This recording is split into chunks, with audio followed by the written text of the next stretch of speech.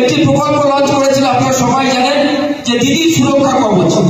সেই দিদি সুরক্ষা কবচের কাজ করতে গিয়ে আপনারা আপনাদের বুথের, আপনাদের গ্রামের, আপনাদের অঞ্চলের প্রত্যেকটি বাড়িতে বাড়িতে সেখানে ভিজিট করেছিলেন।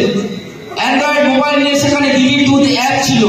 সেই অ্যাপ নিয়ে গিয়ে কাজ করতে গিয়ে আপনার একজন মানুষের বাড়িতে পৌঁছে গিয়ে গৃহকর্তা বা গৃহমন্ত্রীকে বলেছিলেন যে আমি তৃণমূল কংগ্রেসের একজন কর্মী, আমরা এসেছি আপনার বাড়িতে দিদির যে সুরক্ষা কবচ, অর্থাৎ দিদির নির্বাচিত যে সমস্ত প্রকল্পগুলি রয়েছে, দিদির দেওয়া প্রকল্প, সেই প্রকল্প থেকে আপনারা কেউ বঞ্চিত আছেন কিনা, আপনার লক্ষ্মীর ভান্ডার পাচ্ছেন কিনা, স্বাস্থ্যসাথীর কার্ড পাচ্ছেন কিনা, কোনো প্রকল্প থেকে আপনি বঞ্চিত আছেন কিনা। তার সেই কথা শোনার পরে যদি কোনো সমস্যা থেকে থাকে আপনারা নথিভুক্ত করেছিলেন এবং ডিজিটালি পদ্ধতিতে একেবারে দলের শীর্ষ স্তরে সেটা পৌঁছে গিয়েছিলেন এবং পরবর্তীকালে তার সুবিধা আমরা দেখেছি। ঠিক একইভাবে আজকের দিনে যে কাজটা করার জন্য আপনাদের বলা হচ্ছে সেটাও দিদির দুধ অ্যাপ। সেই একই অ্যাপে কাজটা হবে। যাদের কাছে অ্যাপটি আছে তারা আইদার অ্যাপটাকে আপডেট করে নেবেন, বা নেই যাদের কাছে তারা প্লে স্টোর থেকে নতুন করে দিদির দুধ অ্যাপটা ডাউনলোড করে নেবেন। একটু পরে আমাদের আইপ্যাকের প্রতিনিধিরা আছে, তারা আপনাদের একেবারে ভিডিওর মাধ্যমে হাতে কলমে সেটা আপনাদের কিভাবে করতে হবে সেটা দেখিয়ে দেবে। আমি শুধু এটুকু আপনাদেরকে বলতে চাইছি, দেখুন আজকের দিনে যারা আমরা এখানে উপস্থিত আছি, কেউ প্রধান হয়েছি, কেউ পঞ্চায়েত সমিতি পেয়েছি, কেউ জেলা পরিষদ হয়েছি, কেউ এমএলএ, কেউ সাংসদ হয়েছি। মূল যে বিষয়টা, নির্বাচন করতে গেলে নির্বাচন ক্ষেত্রে যেটা সনদ, যেটা নিয়ে আমাদের নির্বাচনে মূলত লড়তে হয়, অর্থাৎ ভোটার লিস্ট, যেটার উপরে বেশ করে আমাদের মূল ভোটে অংশগ্রহণ করতে হয়।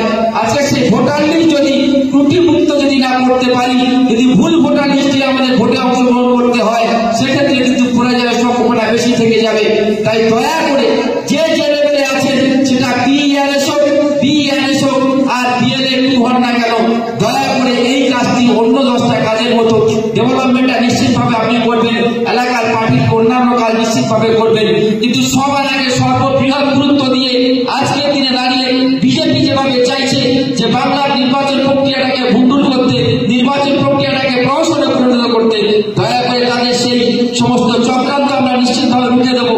আমরা মনে করি তৃণমূল কংগ্রেসের এক একটা কর্মী, এক একটা সৈনিক, তৃণমূল কংগ্রেসের এক একটা কর্মী, তারা এক একটা জায়গা স্টলওয়ার্ড, নিজেদের বুথ কিভাবে আগলে রাখতে হয়, নিজেদের বুথের ভোট কিভাবে করতে হয়, আপনারা পরীক্ষিত সৈনিকের মতো বারে বারে পরীক্ষা দিয়েছেন, বারে বারে আপনারা সেটা দেখিয়ে দিয়েছেন। এবং আজকের ডেটে যেটা আমাদের করতে হবে, যে আজকে আমাদের প্রিয়, আমাদের মাননীয় অভিষেক বন্দ্যোপাধ্যায়, মাননীয় নেত্রী মমতা বন্দ্যোপাধ্যায় যে পদ্ধতিতে কাজ করার জন্য বলেছেন, সেই পদ্ধতি একটু পরে আপনাদের কাছে সবিস্তারে আলাপ আলোচনা করা হবে। যেটা বলতে চাইছি, যারা বিএলএ হিসাবে নির্বাচিত হয়েছে, আপনার বুথের সভাপতি আছে এবং বুথ বেসিক্যালি বুথের কাজ করার জন্য আরো 5 জন বা 7 জন বা 10 জন একটা বুথে থেকে যায়। যারা এত উন্নয়ন, একজন এমএলএ বানানোর জন্য, একজন প্রধান বানানোর জন্য, একজন সাংসদ বানানোর জন্য সব থেকে গুরুত্বপূর্ণ ভূমিকা যাদের থেকে থাকে, সেই আমাদের বুথের সৈনিক বৃন্দ। তারা জানে যে কিভাবে ভোটটা করতে হয়, একটা বাড়ি থেকে একটা ভোটার বের করে নিয়ে ভোট কেন্দ্র পর্যন্ত পৌঁছে দেওয়ার যে মূল যে কাজটা, সেই কাজটা তারা করে থাকে। সুতরাং আপনারা তাদেরকে সঙ্গে নিয়ে একজন বিএলএ সহ সেই বুথে 5 জন বা 10 জন যারা আছে সঙ্গে নিয়ে প্রত্যেকটি বাড়িতে বাড়িতে আপনারা যাবেন, গিয়ে সেখানে প্রত্যেকের সাথে একেবারে বন্ধুত্বপূর্ণ আচরণের মধ্যে দিয়ে, ভ্রাতৃত্বপূর্ণ আচরণের মধ্যে দিয়ে, তাদের সাথে আলাপ আলোচনার মধ্যে দিয়ে তাদেরকে বলতে হবে যে আপনার ভোটটি যাতে সুরক্ষিত থাকে, আপনি যাতে ভোটার লিস্টে বিদ্যমান থাকতে পারেন, যাতে করে আপনার ভোটটি কেউ কেটে অন্য জায়গায় না দিতে পারে। তাই আমরা আপনার কাছে এসেছি এই ভোটটা নিরীক্ষা করতে, পরীক্ষা করতে, স্ক্রুটিনি করতে। এইভাবে মানুষের সাথে আলাপ আলোচনা করবেন এবং পরবর্তীকালে তার থেকে জানতে চাইবেন যে আমাদের প্রিয় মুখ্যমন্ত্রী মমতা বন্দ্যোপাধ্যায়, প্রিয় সাংসদ অভিষেক বন্দ্যোপাধ্যায়ের যে কর্মকাণ্ড, সারা বাংলা জুড়ে যে ডেভেলপমেন্ট চলছে, সারা বাংলা জুড়ে যে উন্নয়ন চলছে, সেই উন্নয়নের কাজে তারা খুশি কিনা, যদি অখুশি থাকে কেন অখুশি আছে, তার সাথে একটু আলাপ আলোচনা করলেন এবং পার্টির কথা বললেন, আলাপ আলোচনার মধ্যে দিয়ে তাকে ধন্যবাদ নমস্কার জানিয়ে সেখান থেকে প্রস্থান করবেন। এই অ্যাপের যে ডিজিটাল পদ্ধতি আমরা বলছি, এটা আহামরি বেশ কিছু জিনিস নয়, আপনারা এর আগে কাজ করেছেন, সবাই জানেন। এবং কুলপির ক্ষেত্রে বোধহয় সব থেকে কম ডিসপ্যাচ এই মুহূর্তে প্রাথমিক পর্যায়ে আমাদের কাছে এসেছে।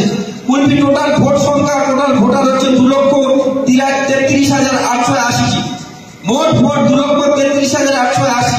তার মধ্যে 2024 সালে যে নির্বাচন আপনারা লোকসভাতে করেছিলেন আর 2025-এ যে ভোটার লিস্ট বের হয়েছে, সেই ভোটার লিস্টে দেখা যাচ্ছে 3746টি নতুন ভোট অ্যাড হয়েছে। সমস্ত অঞ্চলগুলি মিলিয়ে কুলপি বিধানসভার উপরে মাত্র 3746টি ভোট অ্যাড হয়েছে, অ্যাডিশন হয়েছে। আর ডিলিট হয়েছে 2620টি ভোট ডিলিট হয়ে গেছে। সুতরাং টোটাল মিলিয়ে 6366টি ভোট মাত্র এখানে অ্যাডিশন বা ডিলিশন হয়েছে। একেবারে খুবই অল্প সংখ্যক এই 6000 ভোট অন্যান্য বিধানসভার ক্ষেত্রে কোন একটা অঞ্চলের ক্ষেত্রে হয়েছে। এইরকম একটা বিধানসভা এত কম সংখ্যক হয়েছে, সেটা বা কেন হলো? আমাদের বুথের যারা PLA 2 হয়েছে, অনুরোধ করবো আপনার পাড়াতে, আপনার এলাকাতে আমাদের 18 বছর বয়সী আমাদের ছেলে বা মেয়েরা যারা আছে, যারা বিশেষ করে কলেজ স্টুডেন্ট রয়েছে, যারা নতুন ভোটার, তারা সত্যি নাম তুলতে অনিয়া কিনা, 6 নম্বর ফর্ম কোথাও ফর্ম ফিল আপ করতে সমস্যা হচ্ছে কিনা, সেটাও দয়া করে আপনারা দেখে নেবেন।